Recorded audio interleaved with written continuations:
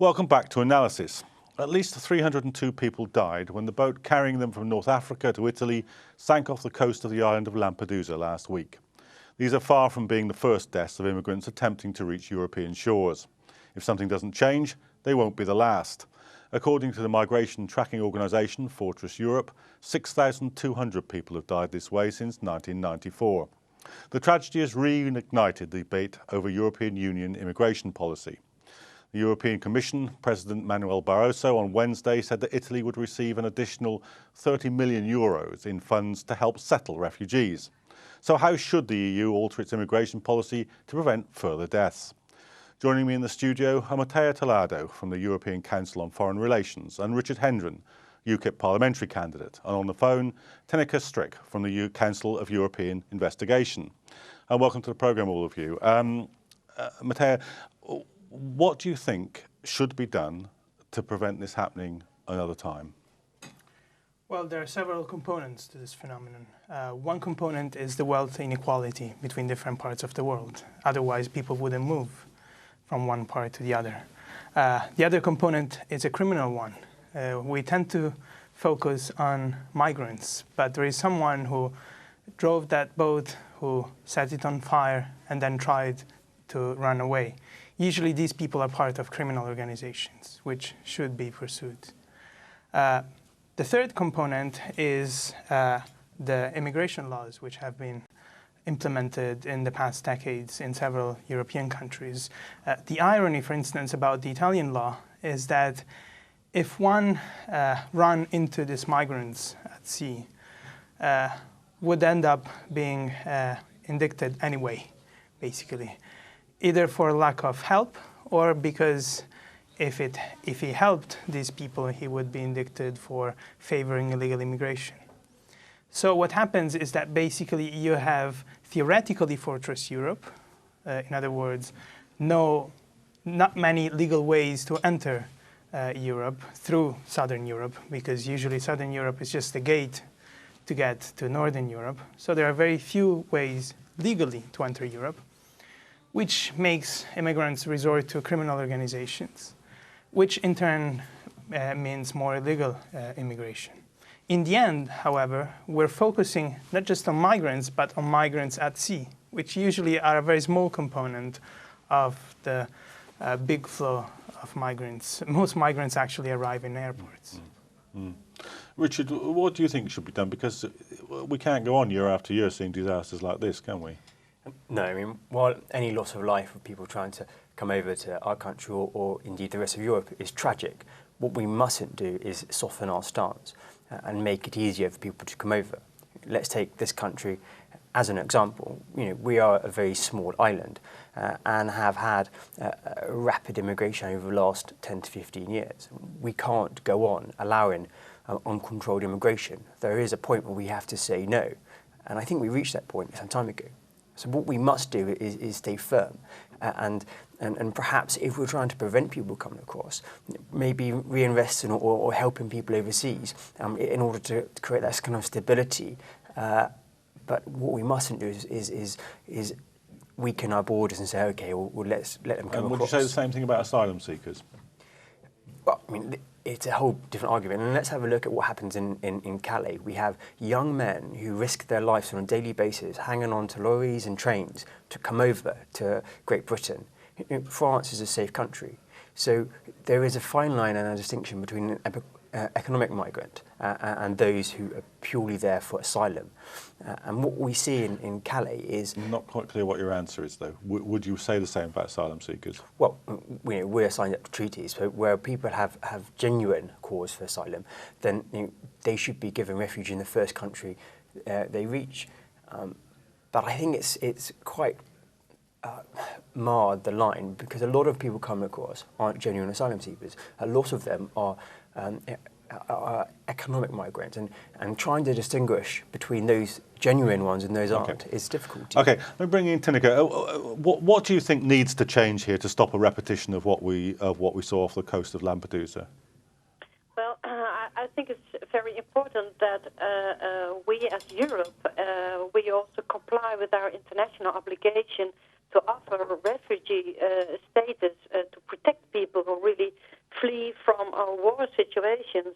And what's just been said, that there are a lot of economic migrants among them, that could be the case, but still we face mixed migration flows, which means there might be economic migrants, but there are also refugees. Also, if you look at the people who have drawn now, many of them were from Somalia, where there's still a war going on, and many more and more Syrian refugees try to enter the European Union territory now in order to seek asylum and to get protection. I mean, we all know what's going on in Syria. We also see these images of refugee camps in Jordan and Turkey and also Lebanon. There are simply too many of them there for the countries to properly receive the people. So if you look global-wide, that the large part of the refugees, they stay at home, they stay in the region. These regions, they bear the largest responsibility for the refugees. So the EU cannot stay behind and only concentrate on further strengthening of border controls and just let the regions where the people look for protection on their own. So I think in order to avoid that people feel pressed to undertake a really dangerous route in order to find protection, that we have to organize more possibilities for safe routes for these people to come to Europe and to get protection. And of course, we have to take a fair share. I don't say we cannot continue our border controls, but because of it has become so much strengthened, there is no other channel anymore than go to the smugglers and try to get to Europe in that way. So actually, it strengthens the position of the smugglers at the moment. Mm. And Mattia, do you think that one element of this would be to simply take the argument which is put by right across the political spectrum, that actually migration is a net economic gain to the country? Many of the European countries have aging workforces. They need migrants. What's the problem? That's part of the argument. It's also true that many European countries have a very high youth unemployment, and that's a shared problem between the two shores of the Mediterranean. I think immigration is a tragedy, both for those who migrate and for those who live in neighborhoods who sometimes are torn apart by immigration. But we should see immigration as a resource for the hosting country in some cases. I wonder what would happen in this country if all the foreign doctors, foreign nurses, foreign teachers would be forced to go away. So that's something we should take into consideration. The other thing we should take into consideration is that the best way to help these countries is through remittances coming from immigrants. There are mixed results from investigations about the impact of development aid, whereas there is a clear impact of remittances on the GDP of these countries. Of course, we should change, for instance, trade relations, which is part of the EU relations with these countries. And by chance, European policies put in the same basket trade policies and mobility partnership to increase the number of legal means through which migration could flow. But of course, in the meantime, while we change the trade balance, while we decrease wealth inequality between the two shores of the Mediterranean, we should be aware that one way to reduce this inequality is through allowing for legal immigration. Mm. I mean, Richard, the Economist, which is an impeccably conservative journal, the kind of internal bulletin of corporate Britain, it believes there shouldn't be immigration controls. It thinks that it's damaging the economy. So aren't the policies that you're suggesting actually undermining wealth creation in Britain? Well, no, I mean, just because the economists have said that doesn't mean it's true, and it won't be the first time that they have been wrong. What is clear is we can't go on have an uncontrolled mass immigration to this country. One of the biggest issues I think we're facing at the moment is Europe immigration. All these people from Romania and Bulgaria will be able to come over here in January and be moved across. What we have at the moment is, in effect, a biased immigration policy that is biased towards Muslims who are controlled and who are prevented from coming across from parts of Asia and Africa and such like. You mean biased against? Biased against, yes, whereby people from, for instance, Romania and Bulgaria will be able to come here unchecked, whereby perhaps, people from Asia and Africa, Muslim friends. So is your case to drop the immigration controls completely then, so that the people from other parts of the world can come here on the same terms as Europeans? No, that is not the case. The case is we need to have controlled immigration, and that means controlled immigration through other European countries coming into this country. And if we had that, it would be a lot more fairer. We would ensure that we get the right people into this country, whether they're from Africa or Asia or wherever, or Europe. And it'd be people who have something to offer this country and not just come in here because they can. And that's what ostensibly we have in Europe at the moment. They come here because they can, because of our benefit system is good for them and it encourages them. Hence why we see a large amount of Romanians coming over to the streets of London. Hence why we see a large crime problem that is associated with them. It's all about having the right kind of immigration. Sorry, what are the figures that show that immigrants are disproportionately criminals? Well, I am talking about Romanians here as an example. There is a massive... That Romanians are disproportionately criminals? There is a lot of... I mean, the vast majority of crime in this country is committed by people who were born here. What I'm talking about is the crime sort of peak that we've experienced in London over the last 2 years in relation to street robbery. And you're saying that this is to do with Romanians? I'm only quoting NPS data there in terms of the people who have been arrested and charged and subsequently convicted. It is disproportionate, really Romanians. No, that is not an opinion, that is fact. Okay, let me just bring in Tineke for a bit. What do you think about this argument that actually the usual thing that we hear, that it is damaging the economy, is actually the reverse of the truth, that actually immigration is a net benefit to the economies?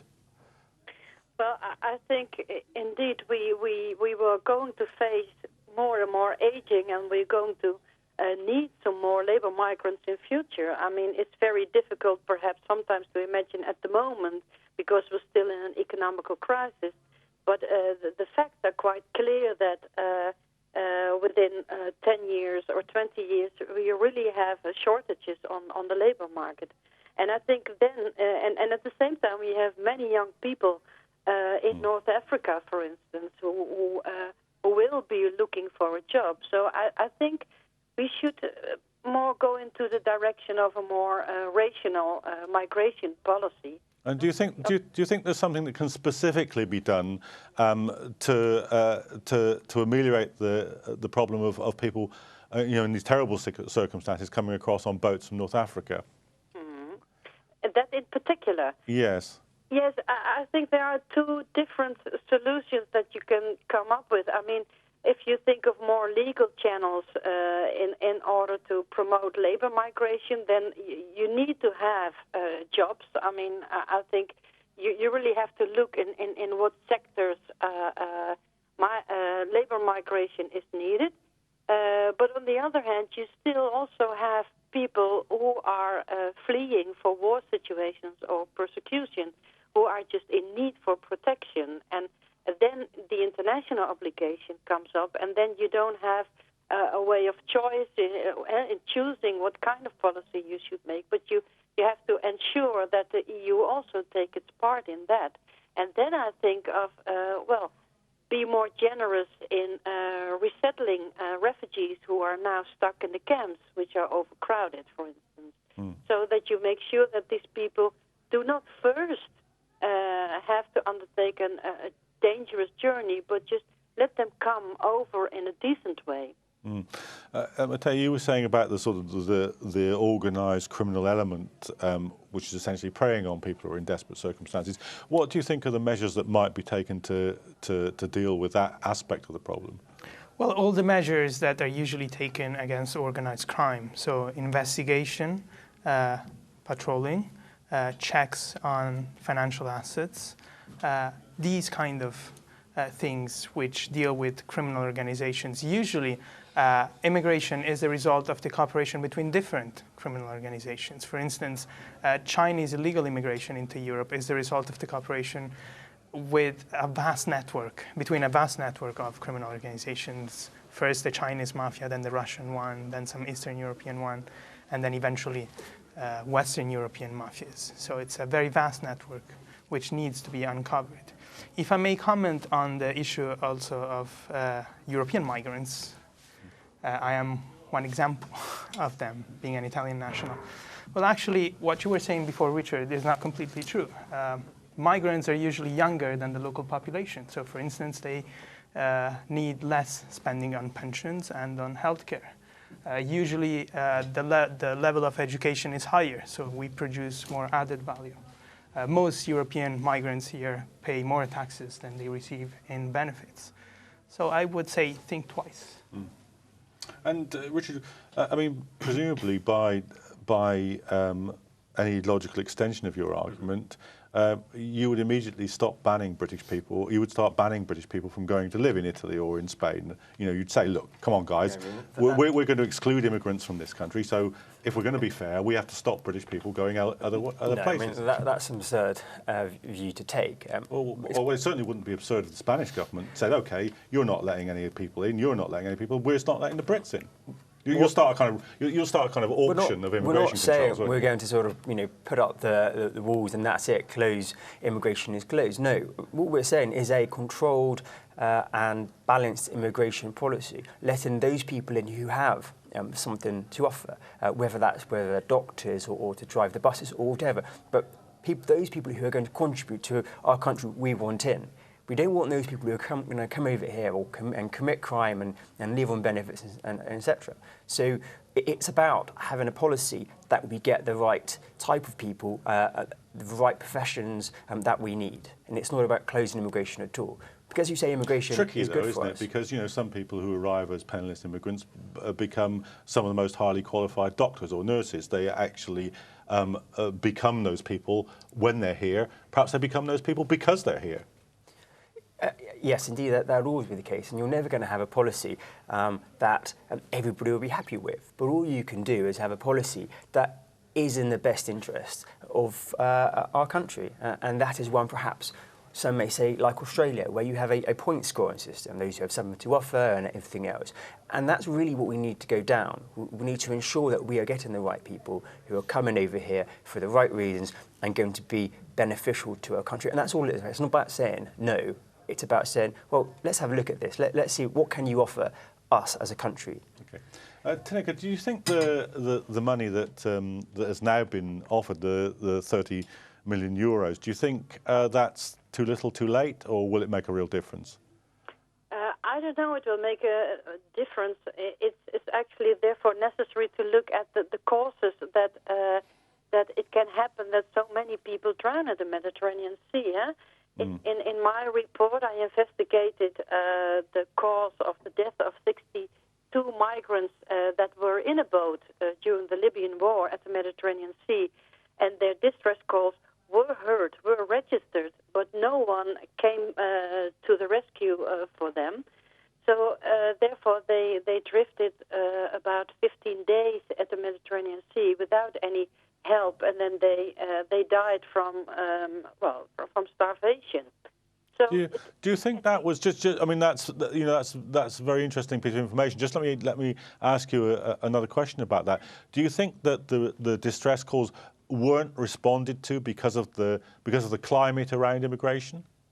Well, yes, what we thought and what we also heard now from NGOs who talked with the survivors is that during their journey there were several vessels, fisher ships, that came close by and they heard the distress signals, but they ignored them.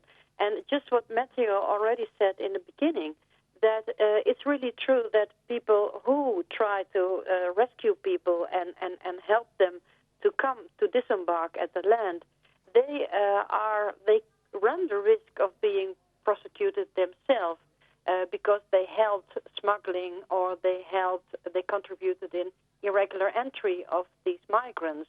So you can imagine that that this can scare people from rescuing, although it's their international obligation to do so. So I mean, this could be one thing. I think that the European Commission should also be fair towards Italy and say, then you also should abolish this criminal provision that discourage people to rescue migrants. I mean, it's a remarkable piece of legislation. I mean, it's a kind of legislation in favour of inhumanity, isn't it, really? This is why it was criticized when it was approved by human rights organizations. And if I may add, this kind of legislation implies costs. An Italian think tank has calculated the cost of the Italian immigration law in the region of hundreds of millions of euros. Euros that could be spent to extend benefits to many people living in Italy. The question is not really whether we are going to have immigration or not. The question is, what kind of immigration are we going to have? And the more legal immigration you're going to have, the more doctors, nurses, and good students and good scientists you're going to have. The more illegal immigration you're going to create, the more criminals you're probably going to have. Because in some cases, illegal immigration implies high costs for those undertaking it. Costs which are usually paid back to criminal organizations through drug smuggling, prostitution, and so on. So the question is, how do we shift from illegal immigration to legal immigration, and how in the midterm and long term we reduce the reasons for immigration? Of course, there are always going to be wars, but there is a degree of economic inequality between the two shores of the Mediterranean, which is the main driver of immigration. And apparently there is nothing to stop these people from undertaking this trip, not even 6,000 deaths, as you mentioned before. They know they risk their lives, but they're still migrating. Mm. I mean, Richard, you must surely be in favour of that kind of law being repealed. I mean, it's simply inhumane to put a piece of legislation in place so that when a boat hears a distress call from another boat, it doesn't go there because of fear of the law. I mean, absolutely. I think where people's lives on the line, then there is a moral duty by all to act and intervene. So I think, yes, that is absurd. But at the same time, we must be careful not to make it easy or not to do anything that perhaps the smugglers can use as a weapon in their armoury in order to get people across. The easier you make it, the easier it will be for smugglers to enlist more people and make more money and exploit more people. What is clear is we do need to control immigration, and we do need to have some type of barriers, whether that's crimes and such like, and pieces of legislation that actually act as a method to prevent it, because it isn't fair. It's not fair to say people in this country who have lived here all lives, or it's not fair to the immigrants who have come over and are now settled, because there is competing demands on schools, on housing, demands on even the underground. We are a small island. I'm going to have to leave it there because that's about all we've got time for this episode of Analysis, but do rejoin us for future episodes where we'll be looking, I'm sure, at the immigration question again, but also other issues that come up in world politics and domestic politics. Rejoin us again for the next episode of Analysis.